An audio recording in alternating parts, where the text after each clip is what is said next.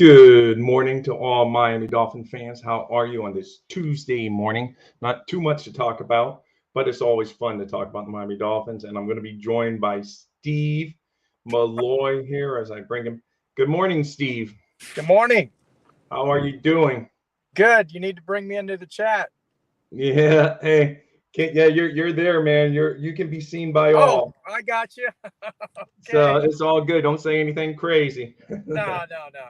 But anyway, we will have a show tonight on the Finns Talk Sports Network, so we won't beat the same horse over and over, but Right. just kind of getting caught up with a couple of the moves recently. And then tonight we would, rehash. But I know tonight we had talked about some of the trade rumors surrounding the Miami Dolphins and what it looks forward to going to the team. Today we were kind of covered Smite signing again to an extension. I think it's a good move. He's reliable. He's not a superstar, but he's one of those guys you can depend on to help the team. And he's not really great at any one thing. He's not a great receiver. He's not a great blocker, but he does everything okay. And as far as on the Dolphins, he's probably our black, well, without I don't know about Silvert because I'm telling you I haven't watched much of him. I don't know how his blocking is, but from last year, Smite is definitely our blocking tight end. So Yeah, I agree. I agree. Smythe, he was solid last year. I think he regressed a little bit from the previous year. I don't know if that's because he had less snaps than he had or what that was, but yeah, I'm happy for the signing. I think he's a good, solid piece for the tight end position, along with our new tight end. And I have watched film on our new tight end, and he's a solid blocker as well. So I think they complement each other pretty well. Now, as far as pass catching ability, I think they're probably on an even keel as well.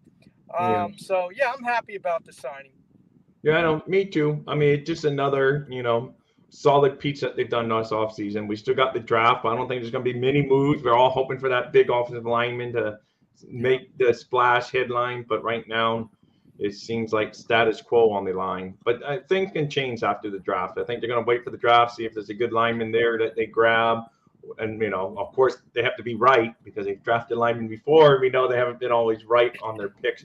But I do believe they're waiting for that and hoping that some other teams make some cuts at some point because they're not maneuvering. All these other teams are supposedly interested in some of these guys that are on the market, but you don't see Right. the Dolphins connected to any of them, which doesn't mean anything because out of the blue we could read, oh, they've signed them, but they haven't been connected to any of the ones. And like you say, GJ Fluke or all the Dolphins, but the man hasn't played for a long time, so we don't even know.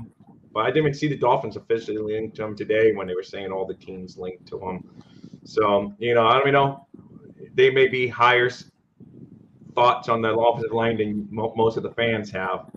So that's what I'm starting to get a little worried about. Yeah, me So, too. DJ Fluker hasn't played for like 3 years. Nobody's claimed him, so that tells you something right there. yeah, Um, but yeah, I'm really getting concerned about our O line. Look, we got three pieces on our O line right now that are solid. agreed. Great players. We got Connor Williams. We got Robert Hunt. We have, of course, Terran Armstead when he's healthy. Um, so those are good pieces. I really do believe that, and I talked about this on the show Real Talk last week, along with you, Rob, and we had, of course, TD Finstock as a guest.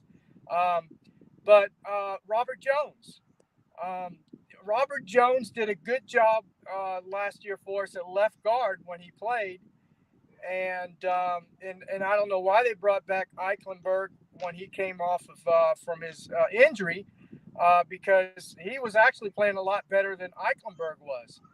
Um, I tend to agree. I think sometimes draft status, they will always tell you, oh, draft status yeah, doesn't matter, but it does because people lose jobs for drafting bad. So they're trying to force their draft picks upon the team that are higher draft picks. And they moved up a lot to get him. They moved up 10 spots, but not only did they give up that second round, they traded a third round pick the next year away for. So you got mm-hmm. to give him, I understand you got to give him his chance. And, Greer has to show, oh, no, man, this was a good pick, so kind of force feed them on us, so to speak. And before I forget, I'm horrible at this.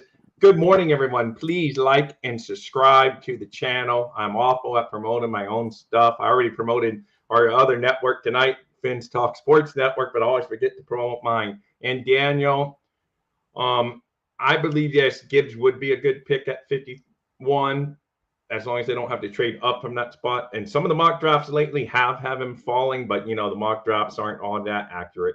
But he has fallen a few times to the Dolphins, and I normally take him if he's available at 51.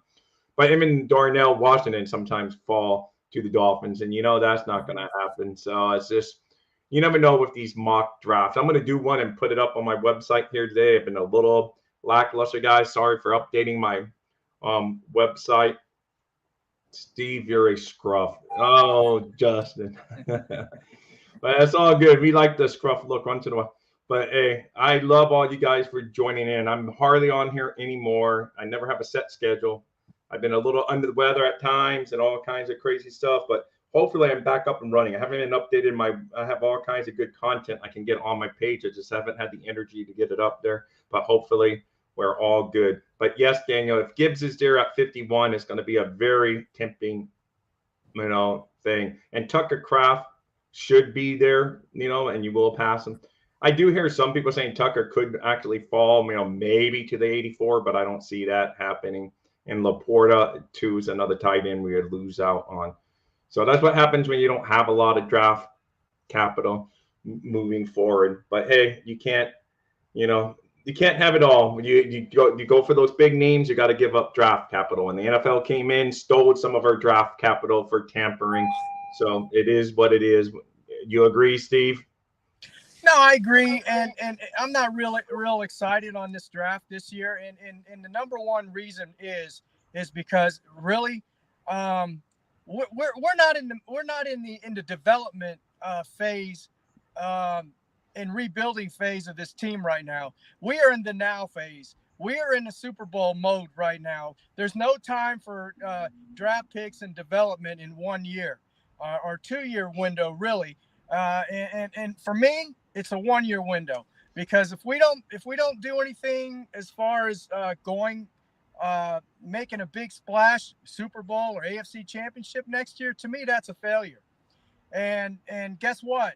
Next year, a lot of these players that we have on the team now, some of them will be gone, and we might still have the same ones because we because of contract issues. So, to me, it's this year or nothing, and I'm not really concerned about the draft right now. I'm really not. No, I know. I agree that we are definitely built to win now. And yes, good morning, G-Man. And yes, Stephen Ross. I know you pick on him. Stephen Ross does drive me crazy at times, but at the same time, he is a good owner. But yes, the tampering thing, he just went over the top. All the teams tamper, but I guess having him on your yacht in front of a coach you haven't really even had, make sure he's in your house and isn't the snitch yet, as they was saying in my old line of work. You got to make sure you know who you're with when you're hanging out with. So, he had a new coach on there, and he had Tom Brady came, and that's just giving him dirt. Yeah, the coach didn't rat us out while he was still on the team, but the minute he got fired, man, all the dirt came out, and, it's just bad. And yes, G-Man, we might be looking for a QB next year. We might not be. Let's just see what we do this year. This is definitely to us. I know we said that a lot last year, make or break, but this year it's definitely make or break because they're all in on him, and they finally gave the young man the confidence as a franchise from day one of the offseason. They've been saying to us the guy.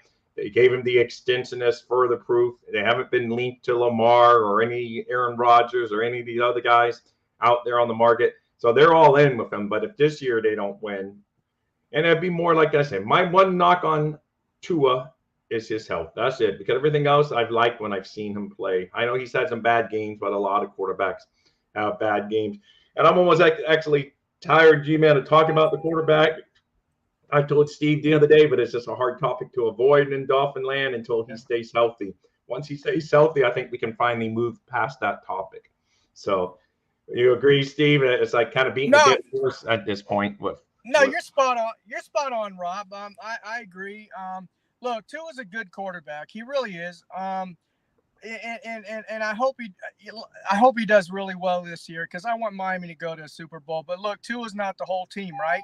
53 man three man roster, so he's Yeah. not the only one. He's a main integral part. I got it.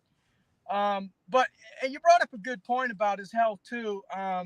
If he stays healthy, here's what I'm concerned again. Again, a topic. It's Tua, but it's got to be talked about. Is what happens if he's playing in the first game or third game or fourth game and he gets up and he shakes his head? Are the referees or the spotters, are they going to say, hey, take him out, go get him checked out for Oh, you know the answer to that. concussion? You know that That's what I'm with concerned about. Tua, it's going to be a definite.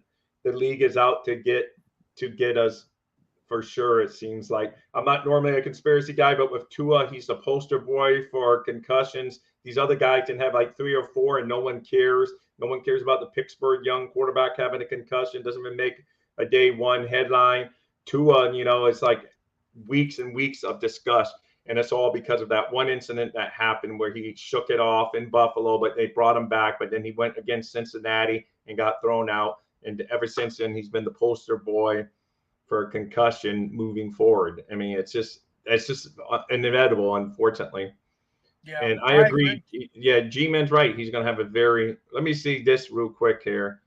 How can Ross be called? He hires terrible coaches and GM. He's kept Greer around way too long. I don't care about Formula One racing or what he's done for the stadium. Yes, I agree, G-Man. It's all about winning at the end of the day. But it's not from Ross' lack of trying. It's, again, his execution of maybe hiring those people that you mentioned. But, he tries. I mean, that's all you could want from an owner. You could have like these guys out there that don't even care. It's just like, oh, something to do on Sunday. Go watch their team. Put as little money into it as possible. Let them go on and whatever. He tries. Unfortunately, he hires the wrong people. And at the end of the day, that's his fault. I agree.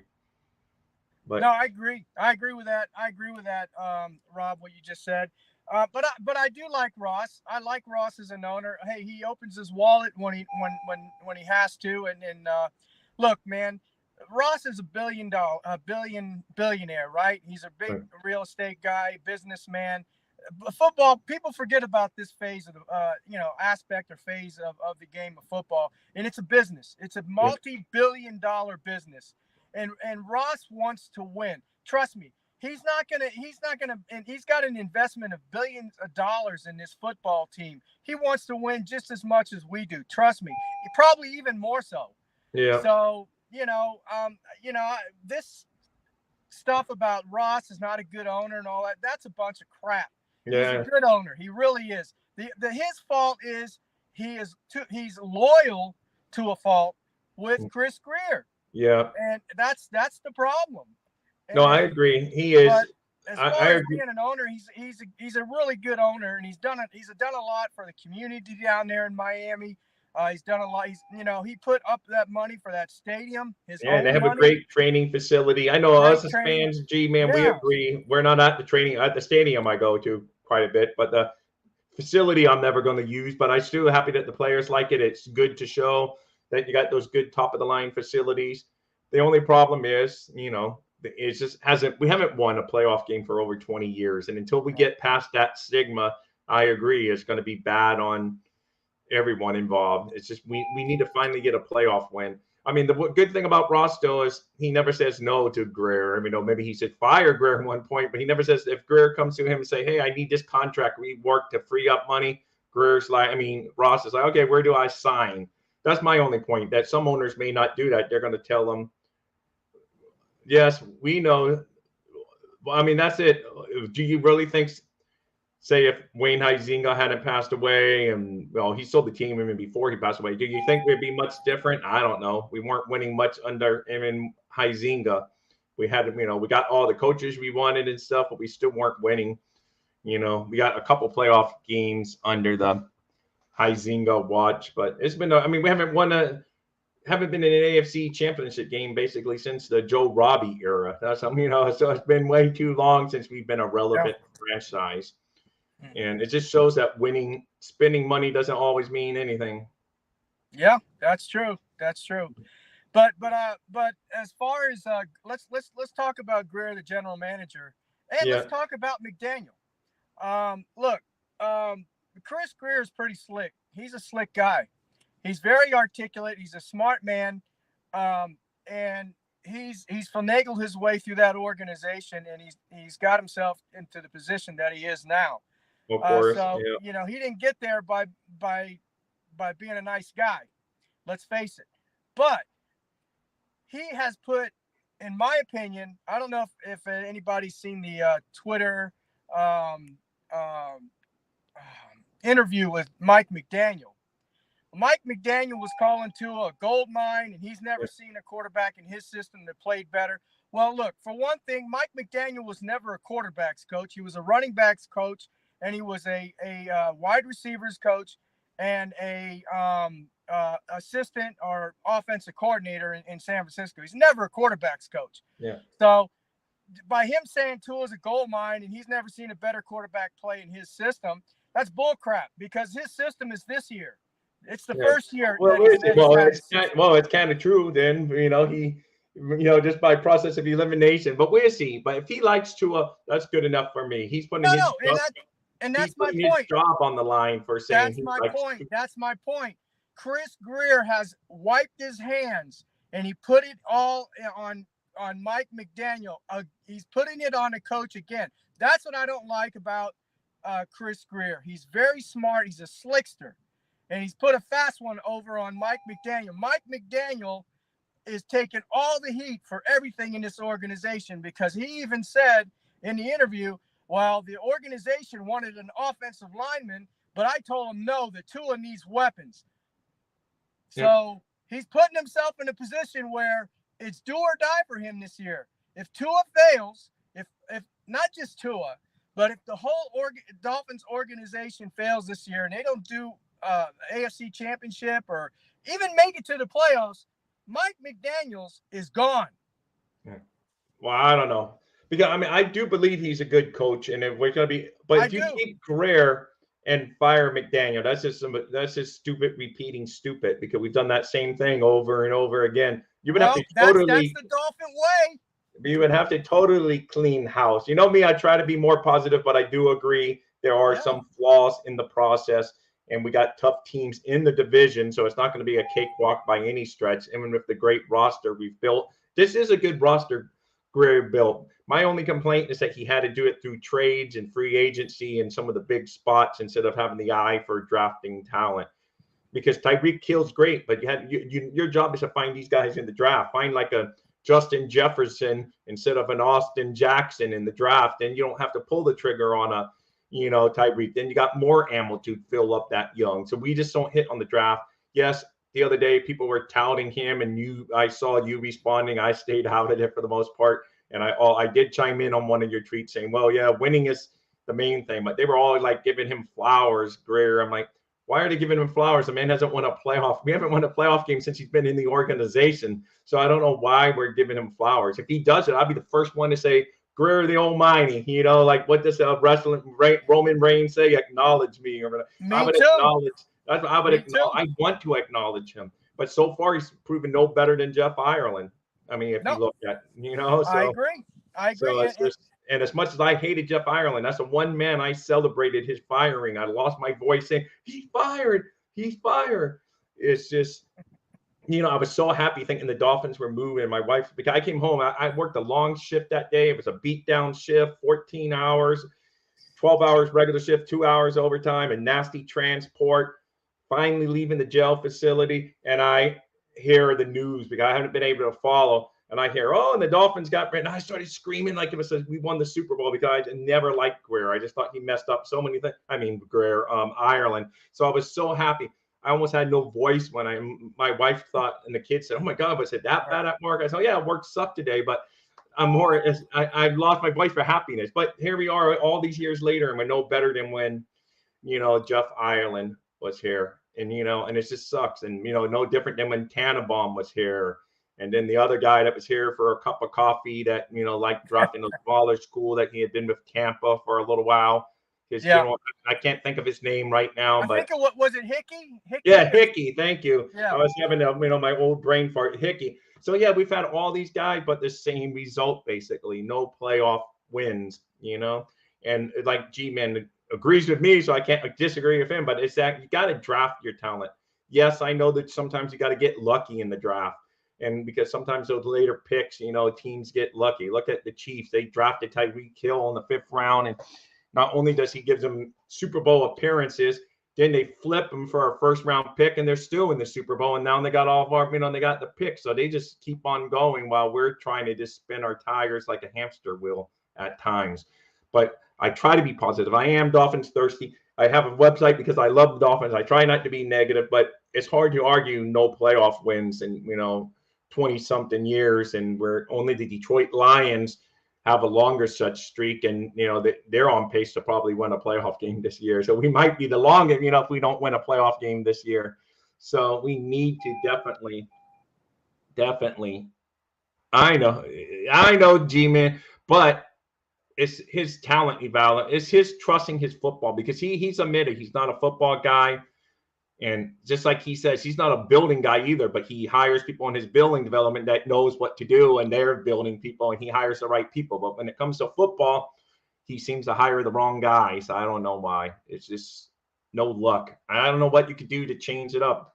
But, if a new owner comes in, maybe they would change it up and have a little luck eventually. That's not happening.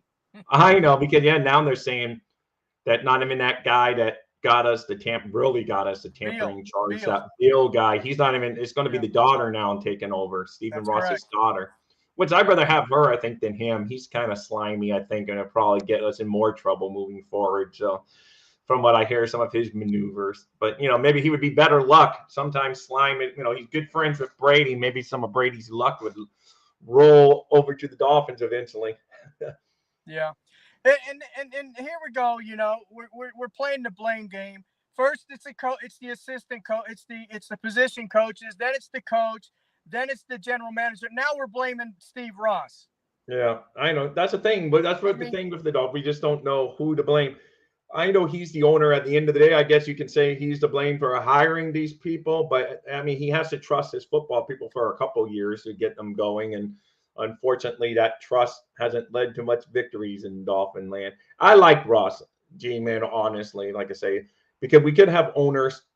There's only 2 sports teams in all the sports I like. I like baseball, the Boston Red Sox, and, of course, my Miami Dolphins here. And those are the only 2 teams, and they both are willing to at least spend money. The Red Sox are kind of beat down this year, but, that's okay. They've given me World Series title, and at least the Dolphins spend money. But, I follow baseball, so I hear about the Marlins all the time. They never want to pay anyone. So many of these owners don't want to pay their guys anything.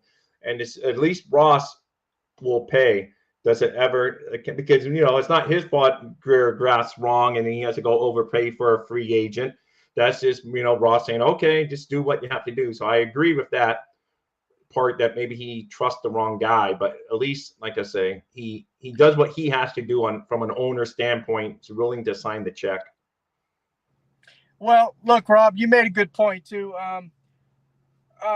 Now you said maybe it's Ross or Greer drafts wrong. I don't necessarily think that he's drafting wrong. I just think, look, when you draft, all right, that's not an exact science, right? Right. I agree. So he just hasn't, and he's not the only one evaluating players. Again, he's got scouting department. Of course, most of them. Yeah, the scouting work does all the dirty work, and then they give them a few. They say, well, all of these 5 in this position, just they give them their top of the board at East. Then it's Greer's final decision. But then he gives the coach a lot of decision from, he has the full authority, but from what I hear, he always gives. That's why, Christian Wilkins, which was a good draft pick, that's a flow type guy, 100% right there, that kind of gritty football player. And Igbo was a bad pick. He was like a flow. So, we always just we don't, maybe sometimes he's too nice, and he lets Greer maybe needs to just be better and says, no, this is my guy. You're going to coach him. And if not, I'll find another coach. Maybe we need a little stronger team, because I think he listens to the coach a lot.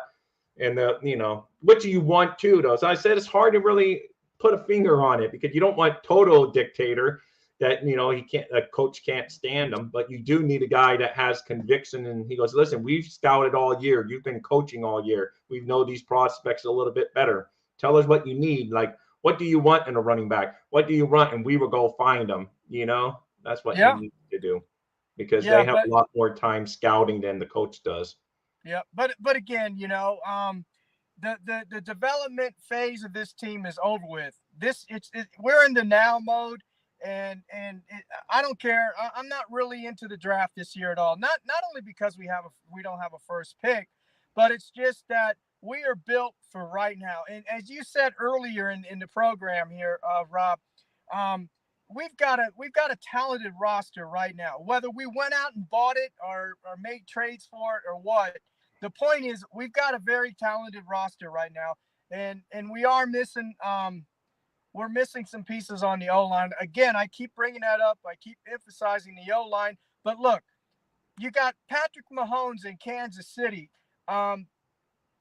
First couple 2 years back or so, he didn't have a very good line. Of course, he's an elite quarterback. He's the elite of the elite.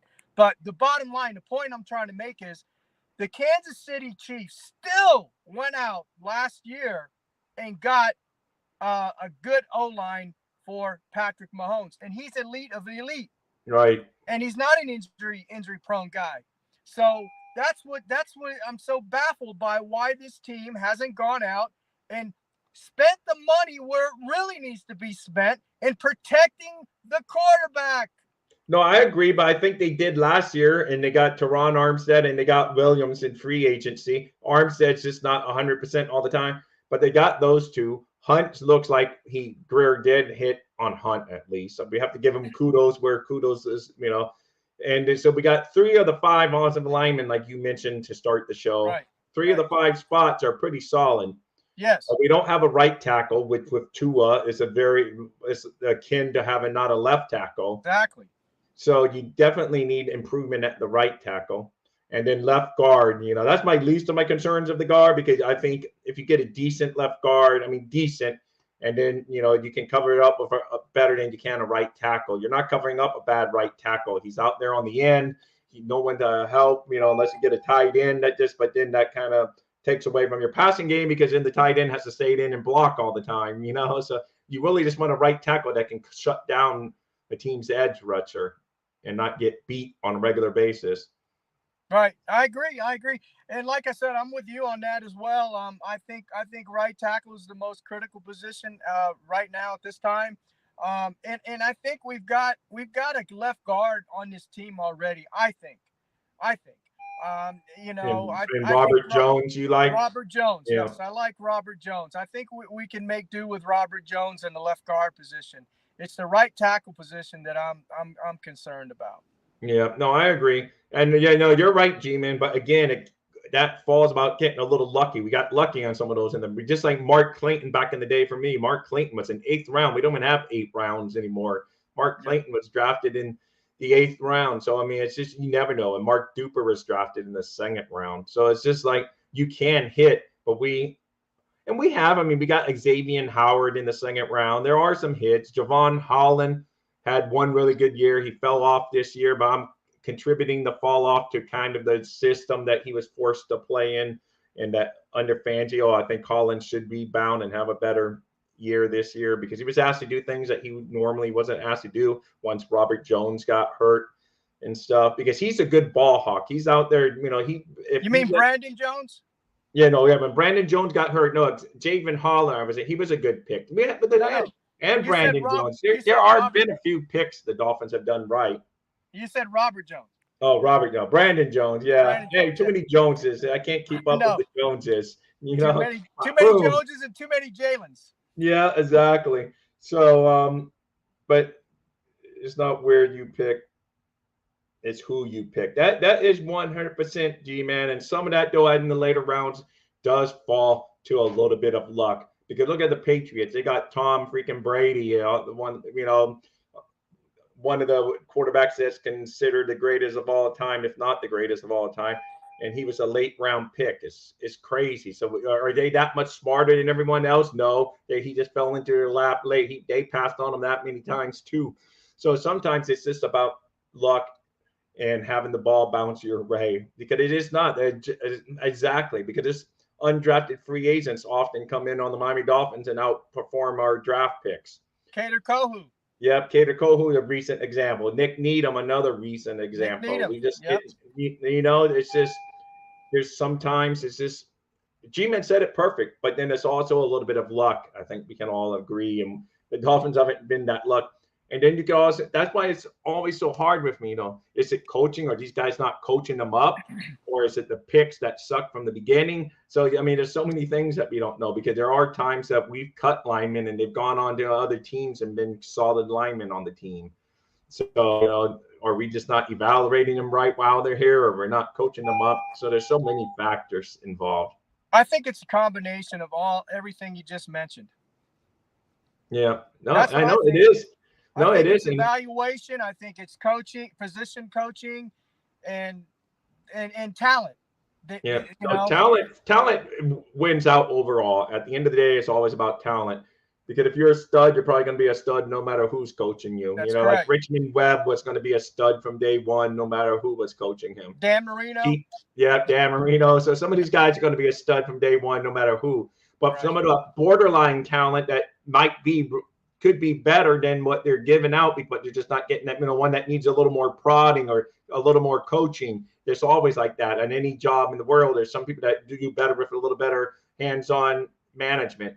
So we could be missing out on that. But yeah, your top guys are going to be top guys no matter what. It's those other guys like in Eichenberg. Does he have some talent? I mean, the kid obviously, was drafted high. We moved up to get him. He played for a major program that's known for producing offensive linemen in Notre Dame. So is there no talent in that kid? There probably is, but we haven't coached him up? Because you like to point out in other shows we've done, the offensive line coach position is ridiculous. Some people, change their underwear less than the Dolphins change their offensive line coach. It's crazy. What is it like? I think it's 11 in 10 years or some crazy number like that. It was it's some awful number. I think it was 10 in 9 years or something. Yeah, something like that. It's crazy.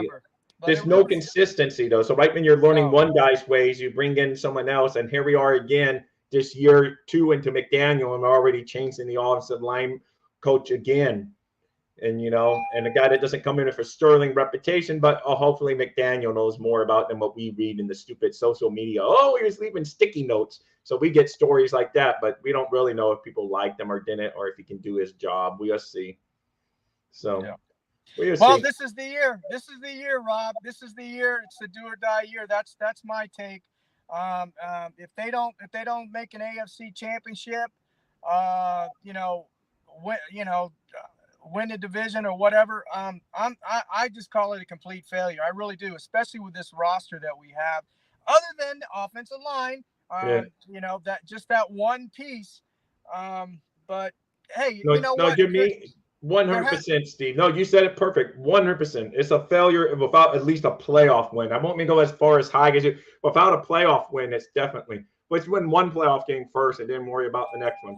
Because we can't even win one. I mean, it's ridiculous. 20-something plus years of not having a playoff win. I'm not talking about an AFC championship appearance, a Super Bowl appearance. One playoff win in 20-something years, and we're the Miami Dolphins. It's sad. Times have fallen. Yeah, it's funny because we were talking about last year, Rob. Here on the a lot of folks were talking about, and yourself, we're talking about this roster, how talented it is, and how fast, it's the fastest roster we've ever had. Players we've had with Tyreek and Waddle and Mostert and all this, and we're going to burn people up, and we're going to just run all over them, and they're not going to be able to stop us. And look what happened. Yeah. Hey, we're going to have a special guest. Hold on. I'm bringing Anthony in here. Hey, good morning, Anthony. Morning, Anthony. Hey, guys. What's up? Oh, my God. There's Anthony. He's actually on cam. Wow. Yeah, that's cool, man. That is good stuff. So, Anthony, I was just thinking of you. I haven't seen you in our little neighborhood here for a while, but I haven't been predictable. I know I haven't had my normal. Hey, what's happening? Do you still do a show with JP? Because I haven't seen him in a while. He was in here as a guest a little while. No, he's a defensive line coach now for the Colorado Longhorns, and his hours are all. It's a semi-pro team out there in Colorado, and then he's doing his job, so he's very busy. But he was just in here as a guest. But I'm gonna have some of his Colorado Stampede. I want to say Stampede Longhorn guys in the future for him. So, but Hey, anyway, Steve, are you XFL's lasted this long? Do you think they're gonna go out of business again? Like, say again. you know, do you think the XFL is gonna go out of business like it did in the early 2000s when Vince ran it, like with The Rock running it, or no? Do you think it's gonna? I don't know, man. You know, I'm not really I haven't really been watching XFL. I know I'm down here in Houston, Texas, so I know Houston Renegades. They got a pretty good XFL team. The Roughnecks, I think. Excuse me, the Roughnecks. I'm sorry, the Roughnecks. Yeah, I don't know why I said the Renegades, but anyway, the Roughnecks. I've been meaning to want to go watch them play, but I haven't done so as yet. But I know the first year they were doing pretty good when they, before COVID hit and everything, and then COVID hit, and then it just like everything went to hell. But I don't know, man. What do you think, Anthony? I haven't really been up on it. What's your take on it? For me, like I'm surprised the XFL, like some of these. I understand why they did it because they don't want to. They're doing it early. Their seasons start early in the year, and they end maybe around August. In the middle of training camp, so they don't have to deal with the NFL beginning of the season and stuff like that. And it's a smart idea because you're not able to beat NFL in ratings. That's what happened with the USFL. Correct. In the 80s, weren't they? Correct. Didn't they start around the same time usually? Yeah, I think so. Yeah. Yeah. That's when they fell when they tried to go compete. I think the first time they did like these leagues, they were in the summer. Then they said, "Oh, we got the big names now, and we can go compete," and then it just fell apart.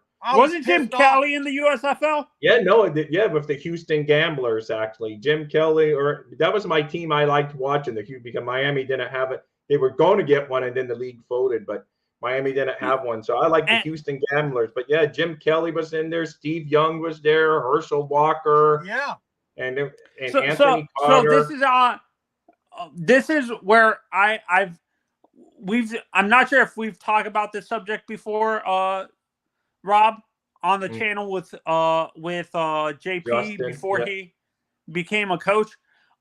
If the NFL expands, where do you guys think they go next in terms of in the United States specifically? What city do you guys think they go? For me, I think they add a third team in Texas, having one in San Antonio or something like that, or maybe a fourth team in a fourth team in Florida, in Orlando, maybe. Yeah. I don't know about Orlando. I think like San Diego should, but they just don't want to do a stadium there for whatever. But I always thought the Chargers should be in San Diego. I think they're moving. For me, I think what's going to happen eventually is they might have to move. San Diego is basically a guest in that stadium. They're not. I don't really consider them. For me, I grew up. I still call them the San Diego Chargers. It feels weird calling them LA. It's like I still call the Raiders Oakland. It's weird calling them Vegas. I know. And if Vegas hadn't gotten the Raiders, I would have said Vegas was a potential destination for a team because they're talking about MLB. It's like with the NBA. For me, it's like with the NBA. They're thinking of moving one of the teams in California to Vegas or Seattle and bringing back the Supersonics and stuff like that. Yeah. Well, I've heard that even in baseball, they want to expand and they may go to Vegas. Everyone likes Vegas. It's a sexy name, I know, I guess. And they figure they're moving. They're going to move Oakland. I'm predicting they're moving Oakland because there's no way. Oh, that's why the Golden State Warriors moved out of Oakland because they refused to build them a stadium. That's why they're in San Francisco. Yeah, the Oakland baseball stadium's a joke. It's just it's bad. Isn't that where the Raiders used to play the Coliseum? Yeah. So Isn't that the last? Isn't that the last dual-purpose stadium in football, basically, or in sports in general? like where Yeah, but now it's not Inman because, like you say, they're not there. But it was the last of them. It was the last of the because Mohegan. the Dolphins used to be in Pro Player State. I don't know what to Yeah. call Dolphins. The Marlins used to be in Pro Player. I don't know what to call it. They've changed so many times. Yeah, Jesus well, it's Christ. Hard Rock now, but yeah, they used to be in Pro Player. I think it was Pro Player back Joe when the Robbie. Marlins. Joe Yeah, Robbie. Joe Robbie. Robbie is what it started. I always like calling it Joe Robbie. So, Yeah, but no, anyway, and I liked it when it was the Orange Bowl. yeah, I know. Yeah, it was nice. Yeah, you experienced it when the Hurricanes and the Dolphins used to share the Orange Bowl. That's right. Yeah, That's no, right. I did, and How was the Yeah. atmosphere for pro games at the Orange Bowl? Oh Oh, God, fantastic. it was ecstatic, man. It was electric, man. It was unbelievable. I mean, and that of course, whole it didn't stadium, hurt that they were winning back in those days. yeah, that whole stadium shook, man. And they were fitting in 100,000 people in that stadium at one time. They added some seats where the open end, where the open end was. They yeah, with added the opening, that was where they used to have the tank where Flipper Flipper. used to be. Yeah, But they added some Yeah, seats to there. me the Orange Bowl, the Orange Bowl. I've never experienced a live game as a Hurricanes fan specifically at the stadium and stuff like that, and I was kind of upset that they tore down the stadium, but I kind of understand why they did it because the Marlins were complaining that they hated sharing the stadium with the Dolphins and stuff like that because the stadium they would get, some of the players would get injured because the cleats on the football cleats would injure mess up the infield and stuff like that. So well, the football players hated it too, though, having to play in the middle of the field. So it was like both teams were hating life. So I agree. Yeah, no, and honestly, this is why I'm kind of happy that there's the big booster for the Hurricanes are thinking of building a stadium in Tropical Park. Oh, yeah, I did. Yeah, I did hear that one too. But yeah, Anthony, to touch on the Orange Bowl, it was like I was at two games I would never forget in the Orange Bowl for the Dolphins, one for the Dolphins and one for the Hurricanes. There's a lot overall, but one I was there for the Monday night game against the Chicago Bears in 1985, and that place I was there, brother. Yeah, that place, it was rocking and it was great. Yeah, and I was there for the first time the Hurricanes ever won a national championship against Nebraska. I was there for that. Were you at the? Did you go to the Notre Dame game, Steve, against Miami, like in the 80s? No. At the Orange Bowl? I did not. No. No, I missed that one too. But when they killed Notre Dame, and it was like the whole nation hated they forced the coach to retire. Parseghian or whatever, Eric Parseghian. Yeah, I know. And then people hated the Hurricanes for that. I'm like, and you know what pissed me off about that? That's hypocritical. For me, that's hypocritical on the national Notre Dame media landed up on everyone back in the day. Yeah, no. Notre Dame, Michigan, USC did it too. And I'm gonna say this: the reason why they hated the Hurricanes came out of nowhere. That's why they hated it. Like we were beating all these blue blood programs that were dominant in the 60s, 70s, and 80s, and even Notre Dame back in the 20s and stuff before the forward pass came into existence. And stuff. Yeah. No. So what are your guys? Is there any new rumors? Are the Dolphins still not? Are the Dolphins still focusing on drafting a tight end in the first two rounds, or are they? I hear that, but I also hear linebacker and that offensive line and all their in-camp visits have been, that can be smoke screens, but they're bringing in defensive linemen on the on the interior, visits, like defensive tackles and stuff like that. Yeah, that's what they're bringing in. The guy I would trade up for, to be honest, the only guy I would trade up for, we're going to have to give up too much to get Darnell Washington, Musgraves, and Kincaid because they're going to be in the first round and stuff like that. You do think Darnell Washington will be first round? Yeah. I've seen some people have him fall to the second, and then a lot of people have him in the bottom. No, for me, the tight end that's falling out of the first round, to be honest, because of his performance lately, like at the combine, is Michael Mayer, the guy from Notre Dame. because he doesn't have one overall elite skill. He's a great overall tight end, but he doesn't have one skill that stands out. He's a great block. He's a good blocker. He's a good receiver, a good pass blocker, a good run blocker, and everything else. But he doesn't have an elite skill like other tight ends have. Like Musgraves is a great receiver. And I think he falls out. That's who I would trade up for if he falls into the second round. Trade up into like the top in the 30 in around 32, 33 or whatever. Well, who's your target if you just stay at 51? Who's your not regardless of position? I would say Tucker Kraft. Tucker Kraft from South Dakota, North Dakota State or whatever it's called. Or honestly, I would trade up for what's his name? The linebacker from Iowa. Jack Campbell. Yeah, because to me, his playing style reminds a lot of people say he's Zach Thomas. I can see that, but when I look at him, he reminds me of Bill Romanowski. Yeah, because I think he's even a little bigger than Zach Thomas. I mean, he's a lot bigger than Zach Thomas. Yeah, I know. He's 6'4.5". He's 6'4.5". Right, yeah, he's the same height Thomas as was, I think, 5'10", 5'11", or something like that. Yeah. So. Hey, Steve, I have a question. You saw Bill Romanowski play. Would you consider him dirty, or did he toe the line? Would you consider him dirty, or did he toe the line? That's a good question, Anthony, because that's a different era of football. What we call dirty today was just that's the way they played. A normal state of play.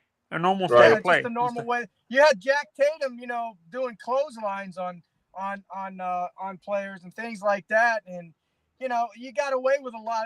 I would say it was a little dirt. I mean, I would say it was a little dirtiness, going on here and there. I remember when Miami Dolphins played Chicago Bears back in the 70s when Dick Butkus was the middle linebacker. I don't know if you remember him. And I'm in my 30s. I don't know who Dick Butkus is. Okay, well, Dick Butkus was known for a mean linebacker, dirty player, hard hitter though, tough nose. I thought Butkus was. Wait a minute. I thought Butkus was a Packer. No, he's a famous Chicago Bear. Yeah. Chicago Bears, number 51. But the bottom line. Or am I thinking of Nitschke? Ray Nitschke? Nitschke. Yeah. But anyway, he was playing against. They were playing against Miami down there, and he was going up against Norm Evans, and they got into at the bottom of the pile. Norm Evans, who was a really wholesome guy, Christian guy, just a nice overall guy. He got up and he was going, he was trying to throw punches at Dick Butkus. We're like, what the heck's going on? Well, come to find out, after the game, they used to have after the game they'd interview the players over the radio, and I was listening to it after the game on the way back home. And they asked Norm Evans. They said, Norm, why did you get in a fight with Dick Butkus? Why were you trying to hit him and everything? He said, man, when I was on the bottom of the pile, he bit my leg. Oh, yeah. Nowadays that'd be all over, of course. Yeah, I think honestly. Yeah, no, and I agree with you. And this is why I hate when people compare linebackers from different eras, because the game started changing. When Ray Lewis was at the top of his game, you couldn't really hit people over the middle like you used to when guys because the receiver protection rules started coming in around the early 2000s, right? The protection rules for the hitting receivers. a defenseless receiver. Yeah, I know, because there was no such thing as Ronnie Lott. We used to blow up people for the 40. I mean, that would come across. People would be scared to go across the middle. Jake Scott said he blew up. I can't remember the famous when they played the Cowboys on Christmas Eve or something like that. He blew up Don Pearson or Doug Pearson or whatever, the original number 88. Huh? Drew Pearson. He said he blew him up across the middle and stuff like that. And the referees just allowed the players to play. They didn't call like defensive receiver penalties. No, there or was no anything like that? defensive receiver back in those days. See, That's why going across the middle was a tough yeah, but we could, here's the thing: people don't realize. Back in the day, if you watch quarterback play and everything, they really didn't have. If they had big numbers, they were really elite quarterback. But a lot of their passing percentages were in the 50s, and back then that was good. 58% passer percentage and all that kind of stuff. And the reason being is they used to play a lot of bump and run. They got physical with the receivers, and it was a lot harder for quarterbacks to make their timing routes and spot throwing and all that kind of stuff, because these receivers, the receivers would have to get creative and come back for the ball or go off their routes and all that kind of stuff. So it was a real challenge for quarterbacks back then to make a good play, to throw to the receiver. It was very challenging. And thank God you brought that up, Steve, because I was surprised when I read this. I read the career completion percentage for Staubach. Like his highest completion percentage was like 59%. He never got anything above 59%. He said the high, like, it was rare for quarterbacks to even get 60%. Correct. Even. But can because you imagine Dan Marino? Dan Marino playing with these rules of like Mark Duper and Oh Mark. my God, he'd have 6,000 yards. I know, like no, he actually said he would throw for 8,000, which I think he was just exaggerating. Yeah, but it's still funny though. At least, he would. I mean, because they couldn't hit him late. He could stand because he would stand in the pocket knowing he's going to get hit anyway. But now knowing standing in the pocket, if they do hit me, I'm going to get 15 extra yards. So he would really. He would have to have a perfect offensive line, though. I think Dan would have to have a perfect offensive line to be able to do what he did. Like, no, to be I don't honest, think so. No, I don't think so, because Dan Marino, man, he would do 3-step back, boom. I mean, the ball would be gone in 2 seconds. I know he had the quick release, and he knew how to move in the pocket. I know he was not a good scrambler as far as for gaining yards, but he can move around in the pocket to avoid a sack. That's better. So, guys, when you guys look at the quarterbacks today, is there a quarterback today that you say maybe has the closest in terms of release point to Dan Marino? Like, not exactly a carbon copy, but close enough to where you would say it's almost similar. Oh, I don't know, man. No one ever like that Dan Marino quick. I know. I haven't. I can't really, for me, people say it's Patrick Mahomes. They say Patrick has that. No. Patrick Mahomes he's great. Totally Mahomes is just a different breed of quarterback. He's great. Nothing away from him, but for the style, it's just different. I don't know who. That's a good question, though. Maybe Joe Burrow, but. Yeah, maybe. No, for me, the only guy that I would say that had that quick release, like that was close enough to Dan, he's not even in the league anymore. Peyton Manning. Oh, yeah, Peyton Manning. Yeah, Peyton Manning was a good. Oh, yeah. Peyton Manning. Yeah. I would say. I thought you were talking about now, but yeah, Peyton Manning was probably closest. Yeah, there's none of the young quarterbacks now have that. Like. Have that up and out release like Dan. If anybody would be Joe Burrow, I think, and then even him. Joe has that up and out release like Dan did. Not like that, but he's like the closest probably to the style, like where he's not going to really run you to death, but he knows how to get around in the pocket. No, for me, Joe is Joe Montana. Oh, Joe Burrow's Joe Montana. Now he's a different style too, Joe Montana. He was another different style of player. He was more mobility. He was able to get out of the pocket. Yeah, he was a good. He could create. He was an innovator. Yeah. No, I kept on hearing that Joe got drafted in the first round in the baseball draft, like in the early rounds in the baseball draft when he played baseball too, and but he chose football because back then baseball players weren't getting paid a lot of money and stuff like that. Right. Well, football was getting drafted too. Dan Marino got drafted. Yeah, John Elway got drafted. A lot of these guys back in the day. I mean, Kyler Murray got drafted in the first round in baseball and football. So and for me, you're gonna be shocked. A lot of people are saying the Cardinals might move on from Kyler apparently. Really? Yeah, I know. Like- I've didn't hear heard those that. rumors. We'll see. They owe him a lot of damn money though. They paid him, so I thought they're he gonna. just signed That was a didn't he just sign mistake. That was a contract? mistake Yeah, to me. That was that's a why mistake. at least the Dolphins haven't rushed into the Tua decision yet. They got the 5th-year option, and now they're going to have to pay him up if he balls out this year. So, but right now, at least the Honestly, Dolphins- this is what I've said this multiple times. For me, besides the injury concerns, for me, what concerns me with Tua specifically is the end of the season performance. yeah, Like 9. the past 2 years, he's shown the fact that it's not that he freezes up. Like not that he chokes. He disappears in critical moments of the season and stuff like when the teams are teams that you're supposed to beat. He performs well and stuff like that. Yeah. It's not I consistent. think he played well against Buffalo. I know we lost as a team, but in the regular season game up in Buffalo, the night game, I thought he played. Obviously he was hurt for the playoff game. No, I'm talking about well Green Bay. Can you explain the Green Bay guys? Can you explain that Green Bay loss to me? Well, that was obviously the concussion at some point, I think, because supposedly it was all after. I mean, he was okay in the first half. Explain the Chargers game to me. No, that was an awful game. The 49ers was an awful game. And the Green Bay game, to be honest, if you watch the all 22, not the highlights, if you watch the all 22, the whole game, every play, which I have, Tua he was throwing dimes.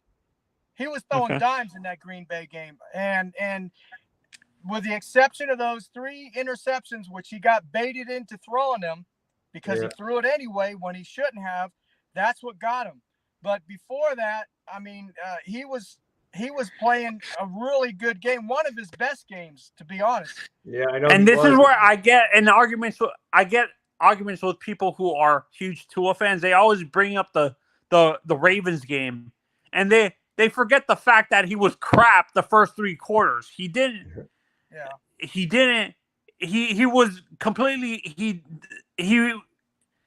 was completely horrible the first 3 quarters. I understand he showed up in the 4th quarter, and he threw all those 300 yards. But let's not forget that he was crap the whole game, the rest of that game and stuff like that. I think we can agree, Anthony. Before I wrap up here, make sure you guys like and subscribe.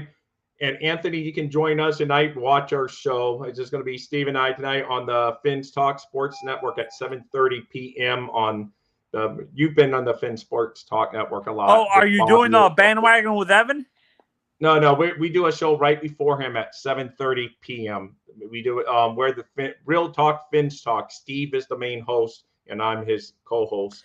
It's 7:30. 7:30. Yep. 7:30 tonight. I have a question. What? It's 7:30 for us. What time is it?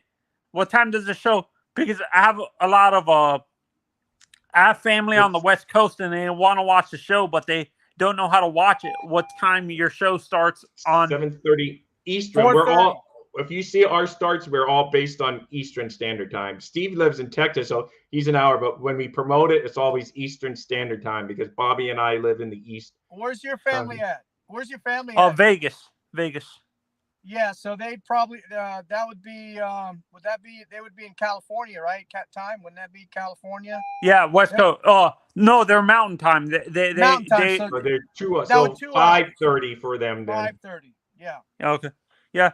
Okay. Thanks for having me on the show. Are you doing a mock draft soon?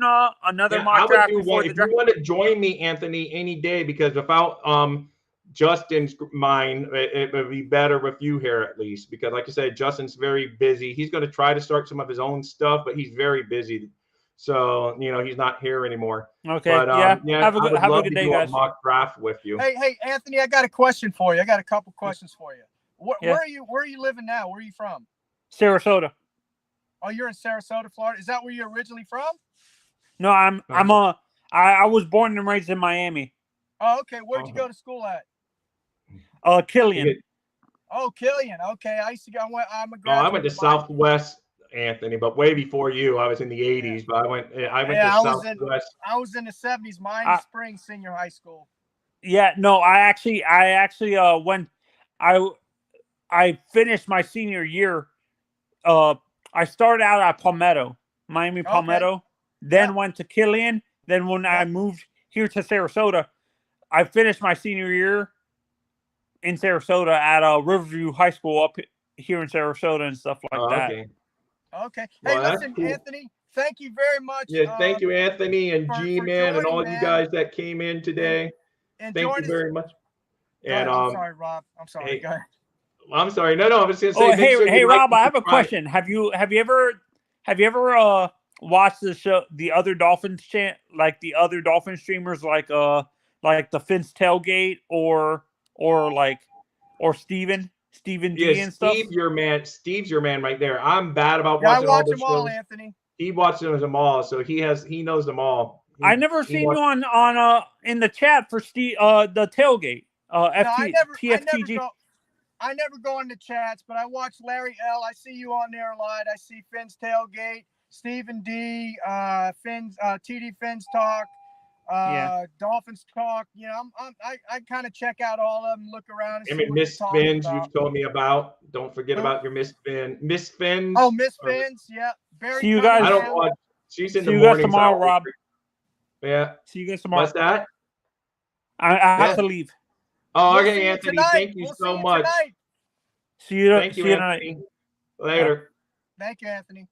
Well, Steve, cool. Our show's come to an end. You can say what you're going to say. I just always forget to do our little promotion. So no, it's your show, man. I keep forgetting. It's your show. Hey, but brother. tonight is your show. So make sure you guys join us tonight, 7:30 p.m. Eastern Standard Time on the Real Talk Fins Talk Network. We are Real Talk Fins Talk.